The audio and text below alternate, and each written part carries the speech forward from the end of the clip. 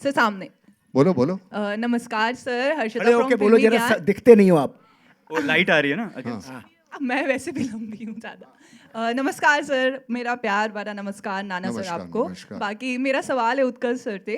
Sir जी। Shoot के दौरान काफ़ी ऐसे चैलेंजेस होते हैं जो हम फेस करते हैं। आपने कोई ऐसा चैलेंज फेस किया है? इफ़ यस तो कैसे आपने ओवरकम किया? पूरी फिल्म चैलेंज थी जैसे सर भी कह रहे हैं, बट इस फिल्म में हमने कई इंटरव्यूज में भी कहा है और एम्फेसाइज किया कि कुदरत एक इनविजिबल कैरेक्टर है हमारी फिल्म में, जिसने इतना हमें कंट्रीब्यूट किया है। जब हमें बर्फ चाहिए थी, आपने सीन्स देखे ही ट्रेलर में, हाँ जी। कोई वीएफएक्स नहीं है उनमें, वो रियल है। और जो घाट पे भी हम शूटिंग कर पाए, इतना क्राउडेड रहता है, रियल क्राउड में हमने गुरिल्ला शूटिंग स्टाइल किया है कहीं कहीं। तो जो मेरा और सर का एक सीन है, वो हज़ारों की एक्चुअल बनारस के टूरिस्ट के बीच में शूट किया। हमें पता नहीं था कैमरा कहाँ है, क्या है, हमें कैसे स्टेजिंग करना है, बट वो आई थिंक सर का एक एक्सपीरियंस है और उन्होंने मुझ पे भरोसा जताया। तो वो सब चैलेंजेस, बहुत चैलेंजेस लगे नहीं। इतने प्यार से बनी है फिल्म, एक एक कास्ट मेंबर जो है इस फिल्म का, वो फैमिली की तरह हो गया था, चाहे इसमें थोड़े डिस्टर्बेंसेस हों फिल्म में but as a crew, as a cast, मेरे लिए ये एक्सपीरियंस इतना स्मूथ था। पापा की फास्टेस्ट फिल्म है, 61 डेज में ख़त्म हो गई। खत्म हो 60-65 दिन में। और मैं मिस करूँगा। मेरे लिए शिमला, बनारस और भी जगह जहाँ पे भी हमने शूटिंग की, वो मैं बहुत मिस करूँगा। नाना सर के हाथ से खाना खाना मैं मिस करूँगा। उनके जैसा मिसल पाव कोई नहीं बनाता इस वर्ल्ड में। वाह वाह। एक अल्टरनेटिव प्रोफेशन तैयार है मेरे पास। सर वो बेस्ट है, आप अमेजिंग कुक करते हो आप बहुत। हाँ जी। आप मैसेज कीजिए। हाँ। या अमित फ्रॉम दैनिक भास्कर। अनिल सर और आनंद सर, आप दोनों से सवाल है कि इस तरह की फिल्में में जो मतलब है प्लॉट, वो हमने अवतार में या फिर बाबुल में भी मतलब देखा है कि भाई आज की जनरेशन के जो बच्चे हैं वो अपने पेरेंट्स के साथ किस तरह से मतलब बिहेव करते हैं। तो वो चीज़ थी मतलब कि मतलब ये हमें कैसे अलग रखना है और क्या क्या चीज़ें इसमें डालनी है सो दैट ये उन सब से अलग लगे। देखिए क्या है, हर 20 साल में ये राइट है कि एक ऐसी फिल्म बनती है बागवान या अवतार जैसी, लेकिन ये उनसे एकदम अलग है क्योंकि ये एकदम बहुत रियलिस्टिक ग्राउंड पे बनी है, आज के समाज की हालातों पे बनी है और बिल्कुल नॉन मेलोड्रामेटिक फिल्म है। आपने ट्रेलर से भी आपको लगा होगा, कैसा लगा आपको ट्रेलर? खूबसूरत सर, दिल को तो छुआ। ट्रेलर से आपको फील आया होगा। एक रियलिस्टिक प्रॉब्लम्स हमने ली हैं जो कि आज के परिवार में होती है। कबूतर खाने जैसे घर हो गए हैं, लोग अपनी अपनी समस्याओं में उलझे हुए हैं। ऐसा नहीं है माता पिता को प्यार नहीं करते हैं लेकिन कर नहीं पाते। स्थितियाँ, विषम स्थितियाँ ऐसी होती हैं कि ऐसा हो जाता है। तो इसीलिए इस सब्जेक्ट को टच करना बहुत आवश्यक था। नाना सर ने बताया भी थोड़ी देर पहले कि गदर के बाद तो इन्होंने मुझे फ़ोन भी किया था कि अब ये तू क्यों कर रहा है, तू कोई बड़ी एक्शन फिल्म बना। मैंने कहा नहीं, ये फिल्म बनाना बहुत ज़रूरी है।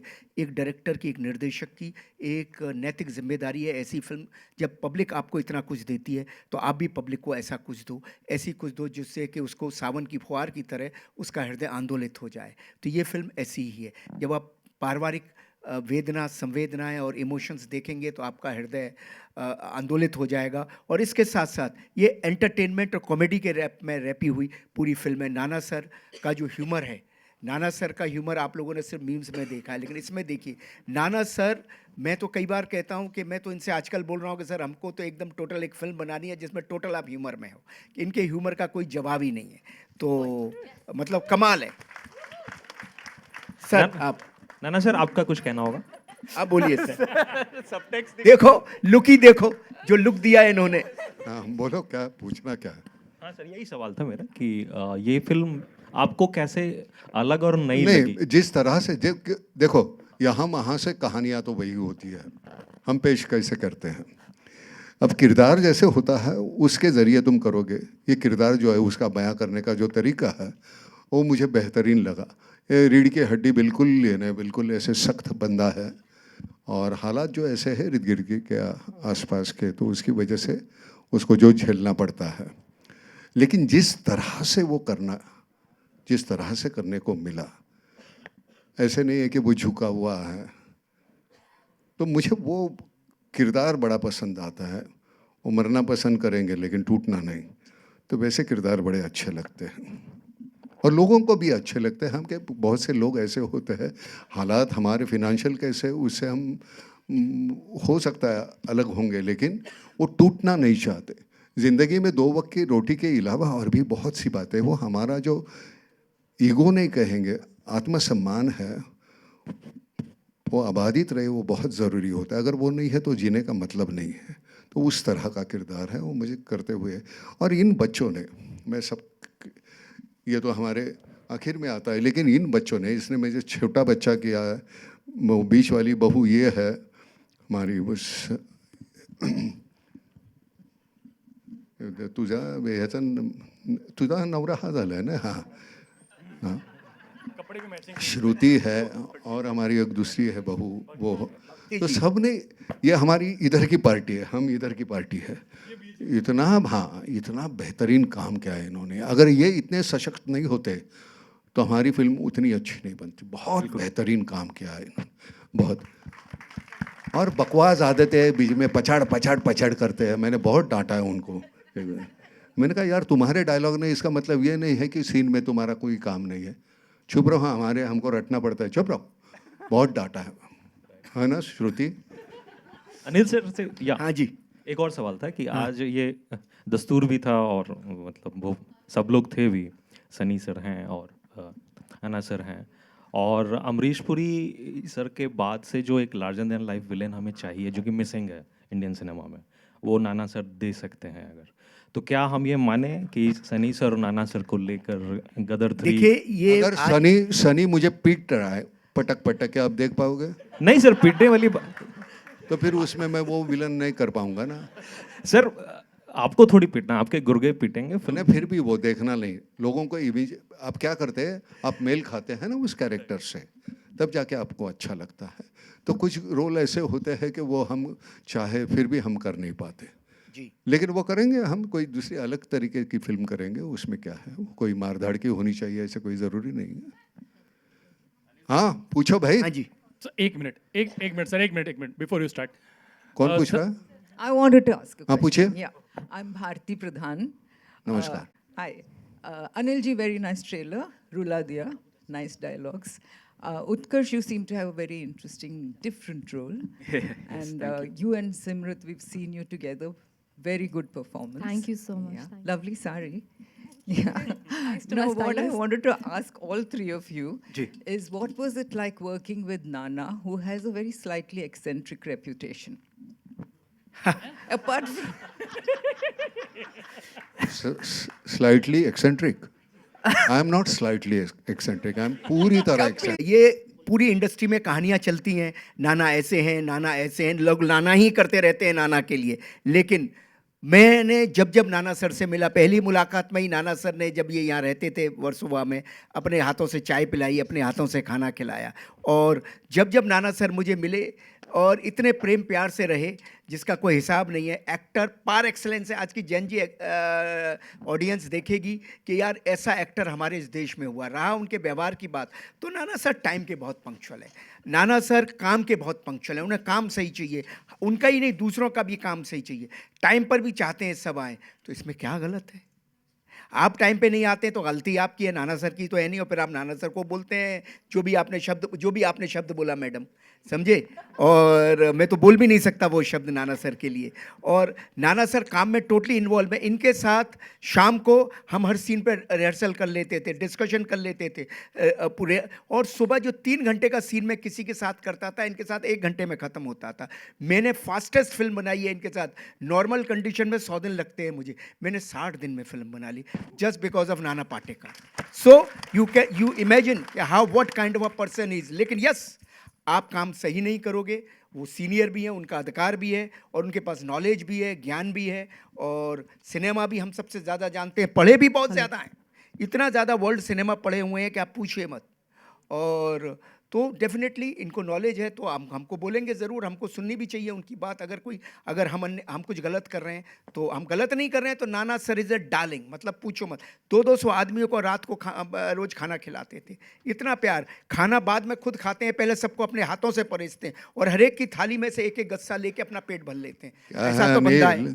माँ बनो ना तो बाप बनने का अधिकार मिल जाता है। जी तो बिल्कुल। पहले खिलाओ फिर बाद में रट्टा लगा दो।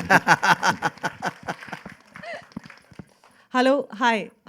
Hi, Prachi Sharma here from ma'am APN. एक मिनट रोकूंगा, हाँ एक जी। मिनट। सर की फिल्म का म्यूजिक बहुत तगड़ा होता है और मिथुन साहब यहाँ बैठे हुए हैं, प्लीज आप स्टेज पे आए। आइए सर। मोंटी सर प्लीज मंच पे आए। और एक बार कादरी तालियां। साहब आइए प्लीज। जोरदार तालियां। कादरी साहब, मोंटी, आजा, कादरी आजा। साहब। यार ये जिस तरह के कपड़े आप पहनते हैं ना, मैं समझ में नहीं आता यार। मेरे खेत में अभी ज्वार लगी है, वो पंछी बहुत आते हैं यार। बहुत पंछी आते हैं, सब ज्वार खा जाते हैं। एक दिन के लिए खड़ा हो जा, मेरी फसल बच जाएगी। हाँ लव यू बाबू, लव यू। Hello, hi.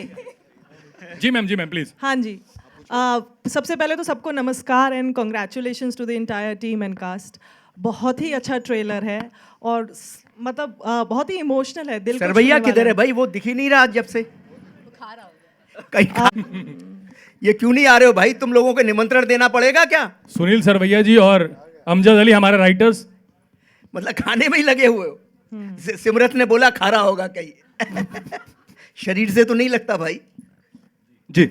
हाँ जी सर, कैन आई कंटिन्यू ना? या, किसी और को आना है प्लीज स्टेज पे आ जाए। नहीं मैम, वो नमस्कार तक हो गया है। हाँ जी ठीक है। हाँ जी, तो मेरा क्वेश्चन उत्कर्ष जी से है। जी। उत्कर्ष, क्योंकि आपने जितनी भी फिल्म अभी आपने गदर 2 की है, उसमें जितना भी एक्शन था मोस्टली सनी सर ने किया था। जी। आपका इमोशनल रोल ही था अपने फादर के साथ। जी। तो आपको एक प्रॉपर एक्शन फिल्म में हम कब देख सकते हैं? देखिए, मैं एक्शन के मेन मेकर तो यही है, बट रिगार्डलेस मैं ऐसे जॉनर वाइज मैं ये सब कुछ नहीं सोचता। अच्छा कैरेक्टर हो, अच्छी कहानी हो, मेन अच्छी कहानी जो मैं खुद इस ऐसे थिएटर में आके बैठ के देख सकूं, वैसी स्टोरी हो, तो मैं जॉनरा वॉनरा नहीं देखता। और नाना सर के साथ काम करने के बाद तो मुझे और ये बिलीव हो गया है कि आप दर्शक के लिए फिल्म बनाते हो, आप दर्शक की तरह सोचो। आप अपने लिए फिल्म नहीं बनाते हो, अपने लिए बनानी है तो आज तो फ़ोन भी है, खुद ही बना के रख लो घर पे, है ना? शान बाबू। सर शान सर के लिए 2000 तालियां। मैम आप शान सवाल सर के बचा लिए के तालियां। रखो, थोड़ा सा टाइम है। तो एक्शन ज़रूर करेंगे, ओके करेक्ट कहानी होगी तो ज़रूर करेंगे। Okay. My second question is to Anil sir. जी सर, आपने जितनी भी आपकी फिल्में देखी जाए, अपने तो अपने होते हैं, गदर देखी जाए, इसमें फादर सन का एक बहुत ही इमोशनल एंगल हमेशा देखने को मिलता है। इस फिल्म की, पर्टिकुलरली इस फिल्म की, आपको प्रेरणा कहाँ से मिली, इंस्पिरेशन कहाँ से मिली? देखिए क्या है कि पिता पुत्र एक ऐसी चीज़ है कि मैं अपने पिता और अपने ग्रैंडफादर के बहुत करीब रहा हूँ। मैंने देखा है कि मैंने मेरे ग्रैंडफादर को देखा है, वो बड़े एस्ट्रोलॉजर थे मथुरा में, लेकिन उनको देखा है कितने वो पापा के लिए करते थे। मैंने पापा को देखा अपना, कितना वो मेरे लिए करते थे। जब मैंने पहली फिल्म श्रद्धांजलि बनाई, उनके पास पैसे नहीं थे बिल्कुल भी, लेकिन कैसे मैंने 1.5 महीने बाद शूटिंग शुरू करनी थी, ऑर्गेनाइज एवरीथिंग, और मुझे एहसास भी नहीं होने दिया। तो I have seen my father, how much a father does for his children, his son. और माँ को मैंने देखा है वो कैसा करती है। मुझे मालूम है कि जब श्रद्धांजलि के लिए, राखी जी के लिए जब कपड़े बनने थे, तो अचानक उनका फ़ोन आ गया कि मैं जा रही हूँ, मुझे कल 25,000 रुपया चाहिए। 1981 में 25,000 बहुत थे। मेरी माँ ने सारी ज्वेलरी पापा को दे दी बिना मुझे बताए हुए कि लो राखी के लिए आप ये कपड़े बना लो।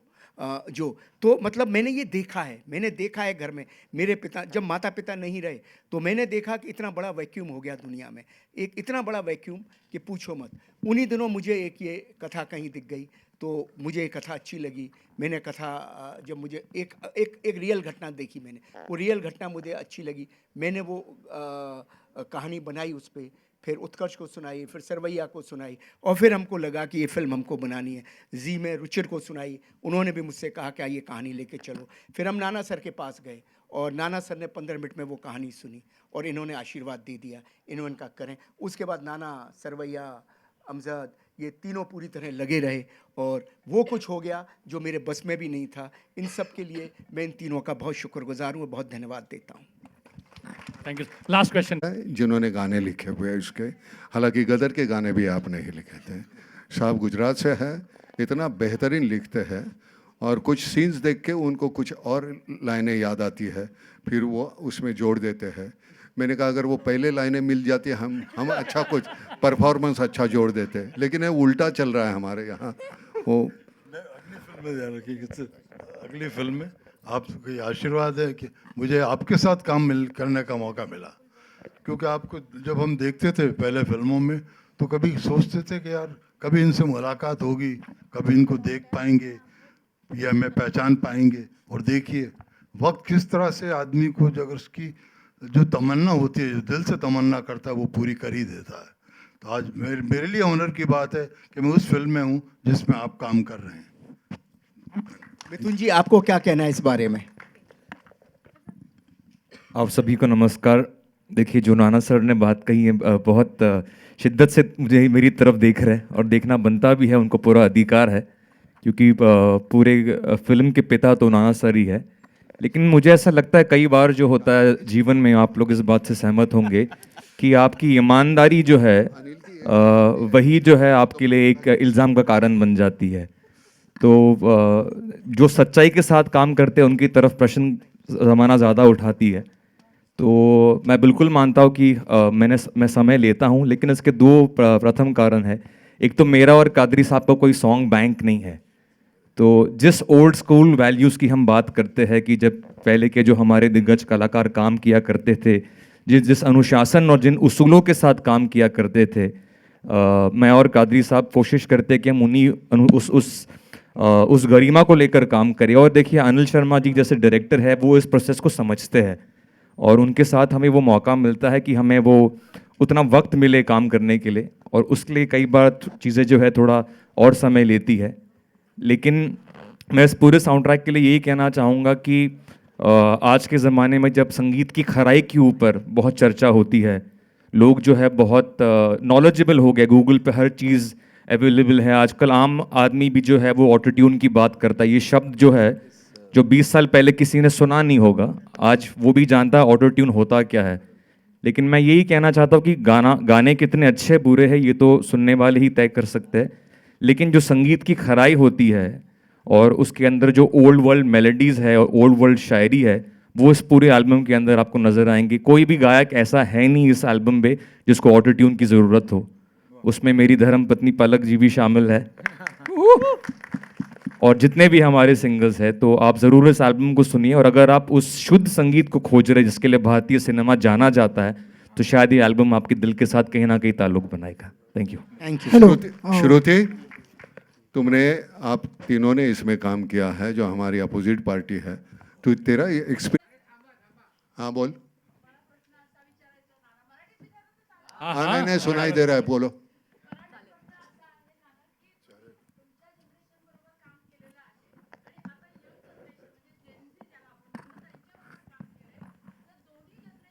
जनरेशन असं काही नसतं। मी माझ्या मुलांबरोबर मोठा होत असतो तर ते जनरेशन वेगळं आहे।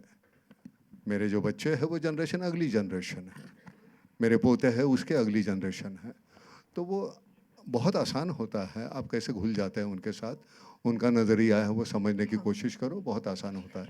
ये नहीं कि मैं अपने ही विचार उन पर ठोसता रहूं, तो वो वैसे कोई नहीं, बहुत आसान होता है। अब ये नए बच्चे हैं, उनका एक अपना, वो हमसे सीखेंगे, हम उनसे सीखेंगे, ये तो चलते ही रहेगा ना, बहुत आसान होता है। ज्ञान ज्ञान ज्ञान नाम की चीज़ कोई होती नहीं, अनुभव होता है। अब उस अनुभव से आप जो सीखते हैं उसको ज्ञान कहते हैं, लेकिन वो जो अनुभव है वो लेने के लिए आपको घर के बाहर निकलना पड़ेगा। चार दीवारियों में अगर रहोगे, सीमित रहेंगे, तो उतना ही दुख होगा, उतना ही सुख होगा, वही डेफिनेशन रहेगी आपकी। बाहर निकलोगे तो पता चलेगा अलग तरह के दुख है, अलग तरह के सुख है, अलग तरह का आनंद है। तो उससे हमें पता चलता है। नहीं तो क्या हम एक ही तरह से परफॉर्म करते रहेंगे और वो मोनोटोनस होगा। वैसे नहीं होना चाहिए। मुझे लगता है तुम्हारी डेफिनेशन रोज़ बदलनी चाहिए सुख और दुख की, तो तुम अच्छे परफॉर्मर हो सकते हो। हेलो।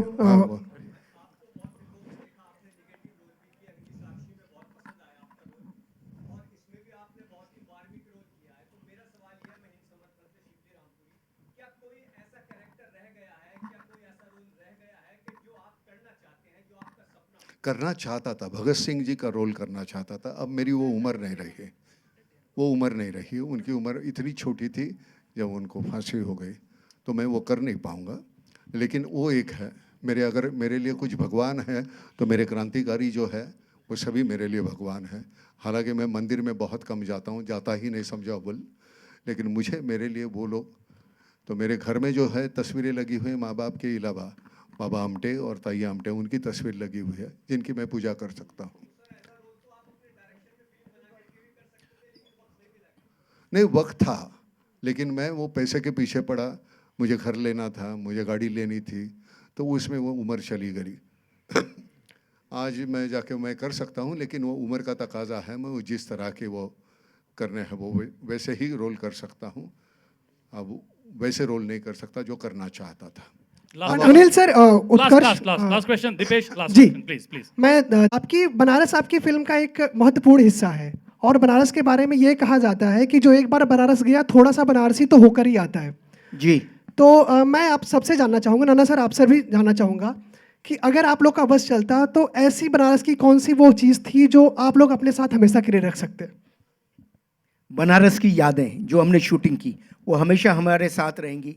गंगा के वो घाट, वो हम जाया करते थे बोट राइड, और सबसे ज़्यादा सबसे ब्यूटीफुल हमारे काशी विश्वनाथ के दर्शन जिनका हमने बड़ा आनंद लिया, और चाट पकौड़ियाँ, लस्सियाँ, आहा हा हा, अब नाम ले दिया तो यहाँ सबके मुंह में पानी आ चुका। मलाइयो समझे। और मगही पान, वहाँ का जो बनारसी पान, आहा हा, क्या बात है, बहुत कुछ आनंद है वहाँ। और उसके पहले तू गाना सुनने गया था वो भी बता देना। अरे सर, ये प्राइवेट बातें मत करिए आप। छुपाता है और सिर्फ उतनी कहता है पान, ये वो, उसके पहले जो रसपान किया वो बता दे। Sir thank you so much, thank you everyone, thank you very much. 20 दिसंबर को नजदीकी सिनेमा बोल रहे हैं लास्ट में, सुनाई नहीं दे रहा, बोलो दो शब्द आप भी। सुनाई नहीं दे रहा, क्या बोल रहे हो? अरे यार वो माइक पकड़ो ना मुंह की तरफ। आप क्यू कार्ड में बोल रहे हैं। वो कैमरा वाला माइक है, ये लो। अच्छा जोर से बोलो। है ना? हाँ, शान बाबू किधर है? अरे शान किधर है? ये सर हैं सर। शान को बोलिए, आप बोलना शान के लिए। ये ले माइक लेके बात करो। शान, ये मोंटी, तीनों के लिए। Sir my name is Raj Nadar, I am from the big fan show. Sir Vanvaas आप is a thin line between punishment and sacrifice, because you are the central character.